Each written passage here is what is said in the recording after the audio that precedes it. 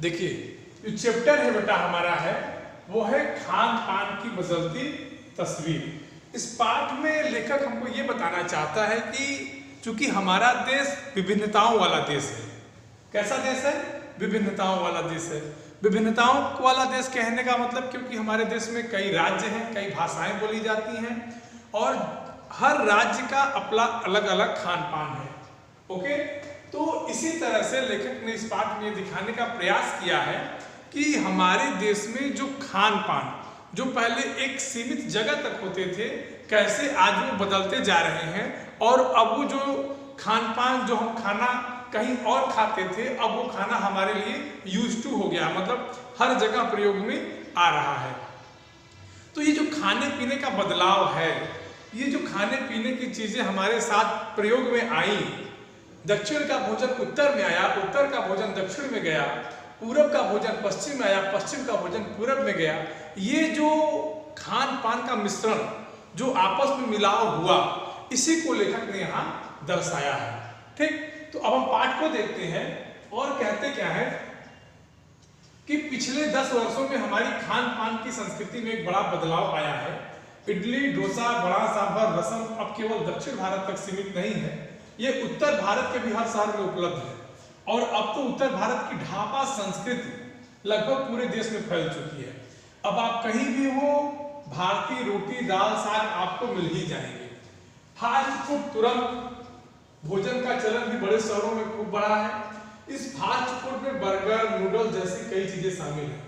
एक जमाने में कुछ ही लोगों तक सीमित चाइनीज नूडल अब संभवतः किसी के लिए अजनबी नहीं रहे।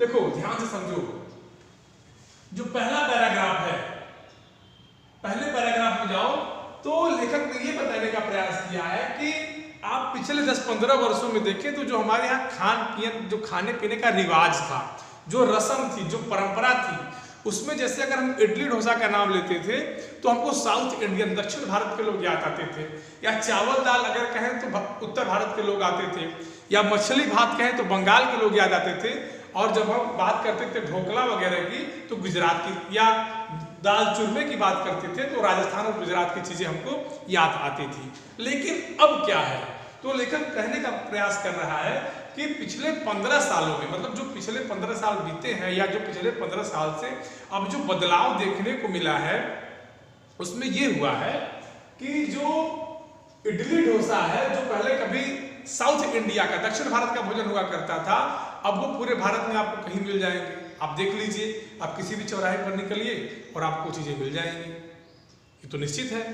आप किसी भी चौराहे पर निकलिए तो देखिए दिखती है ना, डोसा यहाँ मिलता है, या फिर आपको चावल दाल खाने की इच्छा हो तो पहले के ज़माने में लोग कहते थे कि अगर साउथ में जाइए तो आपको दाल रोटी नहीं मिलेगी, या आज भी कुछ लोगों की मान्यता ऐसी है कि अगर आप उत्तर पूर्वी राज्य में जाइए, मेघालय, नागालैंड वगैरह में अगर आप जाइए तो आपको वो चीज़ें जो है आसानी से उपलब्ध नहीं हो पाएंगी। नहीं मिलेंगी ये तो नहीं कह सकते, लेकिन आसानी से उपलब्ध हो पाना बड़ा मुश्किल होता है। तो कहते हैं कि अब ये जो खान पान की संस्कृति है, संस्कृति माने ये जो रस्म रिवाज हमारे यहाँ जो ढाबा स्टाइल की संस्कृति है, ये पूरे देश में आपको मिल जाएगी। अच्छा, क्यों मिल जाएगी? क्योंकि अब इसका प्रचलन बढ़ चुका है। हर व्यक्ति एक जगह से दूसरी जगह आसानी से जा रहा है, आसानी से यातायात के साधन उपलब्ध हो रहे हैं, हर जगह पे हर तरह के रोजगार है। एक व्यक्ति अगर जम्मू कश्मीर का व्यक्ति है तो कन्याकुमारी जाता है, कन्याकुमारी का तो जम्मू कश्मीर जाता है, तो उसके आने जाने से जो खान पान का मिश्रण है, ये जो बदलाव है, ये जो चीजें हैं वो काफी तेजी के साथ बदल रही है। यहाँ तक सबको क्लियर है बेटा? कहते हैं कि एक जमाने में कुछ ही लोगों तक सीमित चाइनीज नूडल संभवतः किसी के लिए अजनबी नहीं रहे। देखो बात सही भी है। पहले होता था कि जो चाइनीज नूडल्स जो मैगी वगैरह हम लोग खाते हैं ना, चाउमीन मैगी वगैरह जो हम चीजें खाते हैं, ये सब चीजें पहले बहुत लोगों के लिए सुलभ नहीं थी, लेकिन जैसे जैसे समय बदलता गया, चीजें उपलब्ध होती गई, लोगों का मिलाव बढ़ता गया, ये चीजें अपने आप उपलब्ध होती चली गई। ठीक, बोलिए, किसी कोई प्रॉब्लम? बोलिए, जिसको जहां प्रॉब्लम होगी बताइए। सबको स्क्रीन दिख रही है? बोलिए, बताइए।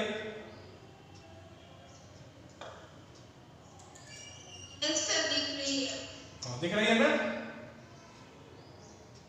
चलिए अब कहते हैं कि 2 मिनट्स नूडल्स के पैकेट बंद रूप में से तो कम से कम सभी बूढ़े बच्चे सभी परिचित हो चुके हैं। इस तरह नमकीन के कई स्थानीय प्रकार अभी तक भले ही मौजूद हो, लेकिन आलू चिप्स के कई विज्ञापित रूप तेजी से घर घर में अपनी जगह बनाते जा रहे हैं। अच्छा एक चीज और देखो यहाँ लेखक ने वर्तमान चीजों को उतारने का प्रयास किया है। आपने भी देखा होगा ना, हमारे यहाँ टीवी में ऐड आता है 5 मिनट में मैगी खाना, तो कह रहे हैं कि 2 मिनट्स नूडल्स के पैकेट बंद रूप से कम बूढ़े बच्चे सभी परिचित हो चुके होंगे। कहने का मतलब कि जो हमारे यहाँ फास्ट फूड की परंपरा है अब वो सब जान गए हैं। आप लोगों ने कभी गौर किया होगा कि जो हमारे यहाँ घर के बड़े बुजुर्ग हैं वो फास्ट फूड को ज्यादा लाइक नहीं करते थे, ज्यादा पसंद नहीं करते थे, उनको ये भोजन बहुत खराब लगता था। लेकिन आज के जो परिवेश बदले हैं, जो परिस्थितियां बदली हैं, उसमें क्या हुआ है कि ये जो भोजन फास्ट फूड वाला प्रचलन है ये हमारे यहाँ काफी तेजी के साथ चला है और इसके विज्ञापन अब इतने तेजी से चल चुके हैं कि अब ये हर घर में बनना आम बात हो गई है। ठीक, कहते हैं कि गुजराती ढोकला गठिया भी अब देश के कई हिस्सों में स्वाद लेकर खाए जाते हैं। बंगाली मिठाइयों की केवल रसभरी चर्चा ही नहीं होती, वो कई शहरों में पहले की तुलना में अधिक उपलब्ध है। यानी स्थानीय व्यंजनों के साथ ही अब अन्य प्रदेशों के व्यंजन पकवान भी प्रायः हर क्षेत्र में मिलते हैं और मध्यम वर्गीय जीवन में भोजन विविधता अपनी जगह बना चुकी है। अब देखिए मैंने आपको शुरू में बताया था कि जो भोजन वहां उत्तर भारत में मिलते थे वो दक्षिण भारत में उपलब्ध आसानी से नहीं हो पाते थे। तो लेखक कह रहा है कि गुजराती ढोकला गठिया भी अब देश के कई हिस्सों में स्वाद है। मतलब जो गुजराती भोजन है जिसको हम और आप जानते हैं, पहले ये आसानी से उपलब्ध नहीं हो पाती थी, लेकिन अब आप जिस शहर में रह रहे हो, जिस जगह पे रह रहे हो, आपको गुजराती भोजन मिल जाएंगे। बंगाल स्वीट की मिठाई, बंगाल स्वीट्स हर जगह मिलते हैं। ठीक है, जैसे एक उदाहरण ले लीजिए, बनारस का पान बहुत प्रसिद्ध है, तो अब आजकल देखिए हर शहर में, हर क्षेत्र में बनारसी पान, फेमस बनारसी पान लेकर दुकानें खुल जाएंगी। तो लेखक के कहने का मतलब कि ये जो खान पान की परंपराएं बदली हैं, जो लोगों में बदलाव आया है, ये संस्कृति जो बदली है खाने पीने की, कि सुलभता के कारण बदली है। क्योंकि अब व्यक्ति क्या है कि दूसरे जगह पे मूव कर रहा है, जा रहा है, तो जब व्यक्ति जाएगा तो अपनी परंपराएं और संस्कृतियों को वहां लेकर ही जाएगा। बात समझ में आ रही है? किसी कोई दिक्कत? कहते हैं कि मध्यम वर्गीय जीवन में भोजन विविधता अपनी जगह बना चुकी है। मध्यम वर्गीय मतलब जो हम और आप लोग हैं, हम लोग देखिए हर तरह के भोजन का आनंद लेते हैं। सड़क पर चलेंगे डोसा खा लेंगे, घर में आएंगे मैगी बना लेंगे, ढोकला मिलता है ढोकला खा लेते हैं। तो कुल मिला जुला के कहने का मतलब है कि लगभग हर प्रदेशों के भोजन से हम वाकिफ हैं, हर प्रदेशों के भोजन को हम जानते हैं। यहां तक बात समझ में आ गई बेटा सबको? बोलिए। अब इसके बाद लेखक आगे बढ़ता है और कहते हैं कि कुछ चीजें और भी हुई है। मसलन अंग्रेजी नाश्ते ब्रेड केवल साहबी ठिकानों तक सीमित थी, वह कस्बों तक पहुंच चुकी है और नाश्ते के रूप में लाखों करोड़ों भारतीय घरों में सेकी तली जा रही है। खान पान की इस बदली हुई संस्कृति के सबसे अधिक प्रभावित नई पीढ़ी हुई है, जो पहले के स्थानीय व्यंजनों के बारे में बहुत कम जानती है, पर कई नए व्यंजनों के बारे में बहुत कुछ जानती है। स्थानीय व्यंजन तो अब भी घटकर कुछ ही चीजों तक सीमित रह गए हैं। बंबई की पाव भाजी और दिल्ली की छोले कुलचे की दुनिया पहले की तुलना में बड़ी जरूर है, पर अन्य स्थानीय व्यंजनों की दुनिया में छोटी हुई। ठीक, जानकार ये भी बताते हैं कि मथुरा के पेड़े और आगरा के पेठे नमकीन में अब वह बात कहाँ रही, यानी जो चीजें बची हुई हैं उनकी गुणवत्ता में फर्क पड़ा है। फिर मौसम और ऋतुओं के अनुसार फलों खाद्यान्नों से व्यंजन और पकवान बना करते थे, उन्हें बनाने की फुर्सत अब कितने लोगों में रह गई है। कितने गृहिणियों या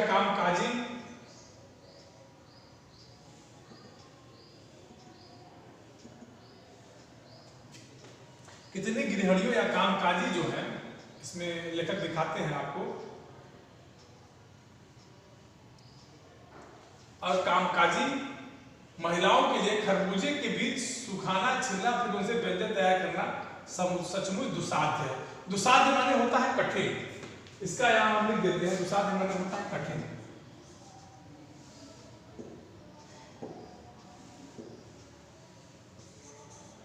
यहाँ लिख देते हैं दुस्साध्य कठिन।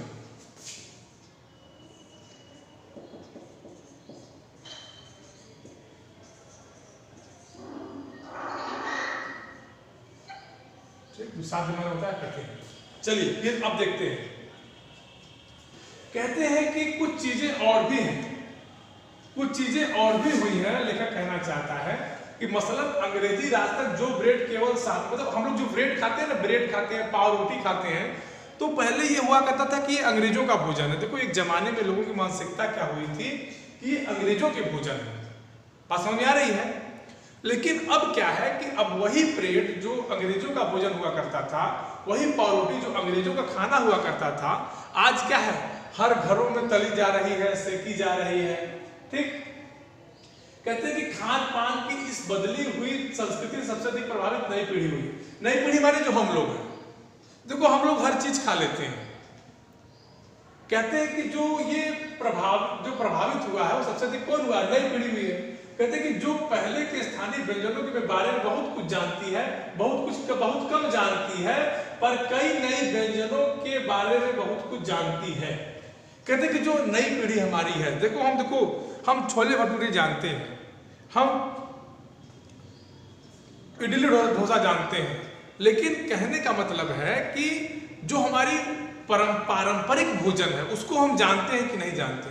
जैसे इलाहाबाद में हम रहते हैं, देखो एकदम करंट उदाहरण लेके चलो, हम इलाहाबाद में रहते हैं और इलाहाबाद में दम आलू बहुत प्रसिद्ध होता है। तो हम दम आलू को भूल गए और हम कहाँ ध्यान देने लगे, ढोकले पर, डोसा पर, इडली पर। तो जो नई चीजें हैं उसको तो हम बहुत जल्दी सीख गए, लेकिन जो पुरानी चीजें हैं बेटा उसको हम भूल गए। तो लेखक यही कहना चाहता है कि सबसे असर जो इसका बड़ा असर हुआ है वो मध्यम वर्गीय परिवार पर हुआ है। और नई पीढ़ी क्या है, नई पीढ़ी ने पुरानी चीजों को नहीं जाना और नई चीजों को अपना लिया। कहते हैं कि स्थानीय व्यंजन तो अब भी घटकर कुछ ही चीजों तक सीमित रह गए हैं। बंबई की पाव भाजी और दिल्ली के छोले कुलचों की दुनिया पहले की तुलना में बड़ी जरूर है, पर स्थानीय व्यंजनों की दुनिया में बहुत छोटी है। देखो दिल्ली का छोले कुलचे, ठीक, और बंबई की पाव भाजी और ओड़ा पाव, ये तो खाद्य पदार्थ थे, ये एक स्थानीयता की विशेषता होती थी। ठीक, बात समझ में आ रही है सबको? बेटा बात नहीं, पर अन्य स्थानीय व्यंजनों की दुनिया में छोटी हुई है। कहते हैं कि जानकार हैं, जो बुद्धिमान लोग हैं, बताते हैं कि मथुरा पहले पेड़ों के लिए प्रसिद्ध हुआ करता था और आगरा अपने पेठों के लिए। तो कहते हैं कि मथुरा और आगरा, माने मथुरा के पेड़े और आगरा के पेठे, के दोनों एक निष्ठान है। नमकीन में अब वह बात कहाँ रही, यानी जो चीजें बची हुई हैं उनकी गुणवत्ता में फर्क पड़ा है। लेखक कहता है कि पहले तो चीजें बची नहीं, जो हमारी पारंपरिक भोजन थे, जो हमारे पारंपरिक खान पान थे, उनमें क्या हुआ, परिवर्तन हो गया। अच्छा परिवर्तन हो गया तो परंपराएं तो बदल गई। अगर परंपराएं बदली तो हमने नई परंपराओं को अपना लिया, लेकिन जो पुराने भोजन थे, जैसे उन्होंने उदाहरण दिया कि मथुरा के पेड़े और आगरा के पेठे, आप कभी पेठा खरीदने जाओ तो उस पर लिखा रहता है कि प्रसिद्ध आगरा के पेठे। तो आगरा के पेठे हों चाहे मथुरा के पेड़े हों, हालांकि ये चीजें समाप्त नहीं हुई। लेखक कह रहा है कि ये चीजें क्या हुई कि समाप्त नहीं हुई, लेकिन इनकी गुणवत्ता, इनकी क्वालिटी में क्या हो गई, अंतर आ गया, इनकी क्वालिटी में फर्क पड़ गया। ये चीजें उतनी प्रसिद्धि अब नहीं पा सकती जिनके कारण ये प्रसिद्ध हुए थे। ठीक, कहते हैं कि और फिर मौसम और ऋतुओं के अनुसार फलों खाद्यान्नों से जो व्यंजन और पकवान बना करते थे, उन्हें बनाने की फुर्सत भी अब कितने लोगों को रह गई। देखो कभी कभी चीजें होती है ना कि मौसम और ऋतु के हिसाब से मिलती है। कुछ ऐसे मिष्ठान होते हैं या ऐसे व्यंजन होते हैं जो आपको एक समय पे मिलते हैं। बात समझ में आ रही है? जैसे ठंडी के मौसम में क्या खाना चाहिए और गर्मी के मौसम में क्या खाना चाहिए, तो वो चीजें आपको उस समय ही मिलेगी। देखो पहले होता था क्या कि जब गांव में आइसक्रीम बेचने वाला आया करता था तो वो गर्मियों में आता था, तो उसके आने का मतलब होता था कि अब गर्मी आ गई है। लेकिन परिवर्तन कितना तेजी से हुआ बच्चों, ये ध्यान दो कि अब आइसक्रीम आपको हर मौसम में मिल जाएगी। बात समझ में आ गई? पहले ठंडियों के फल अलग हुआ करते थे और गर्मियों के फल अलग हुआ करते थे, तो उसमें क्या होता है, अब क्या होता है, आपको हर फल हर मौसम में मिल जाएंगे। पहले जो सब्जियां हम आज खाते हैं ना, गोभी फिर मटर, ये सब आपको गर्मियों में उपलब्ध नहीं हो पाते थे, लेकिन अब क्या है कि आपको आपको गर्मियों की सब्जी जो भिंडी है, नेनुआ है, ये सब आपको ठंडी में उपलब्ध हो जाएंगे। और गोभी जो ठंडियों का भोजन है वो क्या है, गर्मी में उपलब्ध हो जाएगा। अब कहते हैं लेकिन क्या होता है कि उनकी क्वालिटी में अंतर आ जाता है, और फिर जो व्यंजन पकवान उस मौसम में बनते थे अब उनको बनाने वाले लोग नहीं रह गए। अब गृहिणियों माने घर में काम करने वाली स्त्रियां, माने हमारी मम्मी लोग, बात समझ में आ रही है, या कामकाजी महिलाओं के लिए खरबूजे के बीज सुखाना, छीलना और फिर उनसे व्यंजन तैयार करना। खरबूजे का बीज जानते हो आप लोग, देखते होंगे ना तरबूज का बिया पड़ा रहता है मिठाइयों के ऊपर, बात समझ में आ रही है। तरबूज का बिया बेटा मिठाइयों पर पड़ा रहता है, तो वही लेकर कहता है कि उनको सुखाना और उनको काम करना, उन पे काम करना, उनको बनाना, योग्य बनाना, वो अपने आप में बहुत कठिन काम है। न लोग उसको करना चाहते हैं और लोग उस पर इंटरेस्ट भी नहीं लेते। ठीक, बोलिए किसी को कोई प्रॉब्लम बेटा?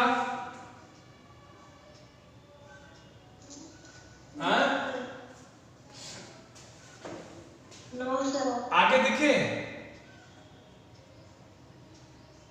इसके आगे हम लोग पढ़ेंगे, एक पैराग्राफ और पढ़ लेते हैं, ठीक है? Okay sir. एक पैराग्राफ और पढ़ लेते हैं। अब देखो आगे कहते हैं, यानी हम पाते हैं कि एक ओर तो स्थायी व्यंजनों में कमी आई है, दूसरी ओर वे ही देसी व्यंजन अपनाए जा रहे हैं जिन्हें बनाने पकाने में सुविधा हो। जटिल प्रक्रियाओं वाली चीजों तो कभी कभार व्यंजन पुस्तिकाओं के आधार पर तैयार की जाती है। अब शहरी जीवन में जो भागम भाग है उसे देखते हुए यह स्थिति स्वाभाविक लगती है। फिर कमर तोड़ महंगाई ने भी लोगों को कई चीजों को धीरे धीरे वंचित किया। जिन व्यंजन में बिना मेवों के स्वाद नहीं आता, उन्हें बनाने पकाने के बारे में भला कौन 4 बार नहीं सोचेगा। देखो लेखक ये दिखाना चाहता है कि कहीं ना कहीं हमारी मजबूरी भी है, जो चीजें हम अपनाए हैं इसमें कहीं ना कहीं हमारी मजबूरी भी है। मजबूरी कैसे है? कहते हैं कि एक और तो स्थानीय व्यंजनों में कमी आई है। कमी क्यों आई है? क्योंकि बड़े कठिन तरीके से बनाए जाते थे, उनको बनाना बड़ा कठिन काम होता था, बड़ा मेहनत का काम होता था। और जो भोजन हम अपनाए हैं, माने जो हम मैगी खाते हैं, पाव भाजी खाते हैं, नूडल्स खाते हैं, इनको हमने इसलिए अपना लिया क्योंकि ये पकाने में बनाने बड़े आसान होते हैं। समय की मार, झट से बन जाएगा, झट से आप खा लेंगे, आपका पेट हो जाएगा, भर जाएगा। और अब पता लगा कि आपको दम आलू बनाना तो पहले आलू को बॉयल करिए फिर बनाइए, तो समय लगती है वो चीजों को। और इस भागम भाग, शहरी जीवन में भागम भाग, अब देखो किसी के पास कोई समय नहीं है। समझ लीजिए जो लाइन लिखी है ना, बड़ी ऊंची लाइन लिखी है लेखक ने कि शहरी जीवन में जो भागम भाग है, किसी के पास समय नहीं है कि इतना टाइम बैठ के इन्वेस्ट करे कहाँ पर खाना बनाने में। अब देखो क्या है कि अब रेसिपी बुक आती है, जो आपको कठिन भोजन लगते हैं बनाने के लिए, उनके लिए आप रेसिपी देख लेते हैं कैसे बनेगी। ठीक, फिर कहते हैं कि फिर कमर तोड़ महंगाई ने भी लोगों को कई चीजों से धीरे धीरे वंचित किया है। और महंगाई बेटा इतनी बढ़ गई है ना कि गरीब व्यक्ति महंगी चीजें नहीं खा सकता, और जो चीजें पारंपरिक है वो महंगी है, ये आप लोग भी जानते हैं, पूरी दुनिया जानती है। ठीक, बात समझ में आ रही है? बोलिए। और कहते हैं कि जिन व्यंजनों में बिना मेवों के स्वाद, मेवा माने किशमिश, काजू, ये इनके स्वाद नहीं आता, उन्हें बनाने पकाने के बारे में भला कौन 4 बार नहीं सोचेगा। सही बात है। जिन चीजों की क्वालिटी उन्हीं से बनने वाली है, जो महंगी चीजें हैं, तो उनको कौन बनाएगा? उससे अच्छा छोटा मोटा भोजन नहीं कर लेंगे जो जल्दी सस्ती और उपलब्ध हो? बोलिए, यहां तक किसी कोई प्रॉब्लम? बेटा किसी कोई प्रॉब्लम यहां तक? एक बार आप लोग यहां तक देख लीजिए, इसके बाद वाली क्लास जो हमारी होगी उसमें हम पढ़ा देंगे, चैप्टर हमारा समाप्त हो जाएगा। ठीक है, और इसका पीडीएफ भी आपको हम दे देंगे।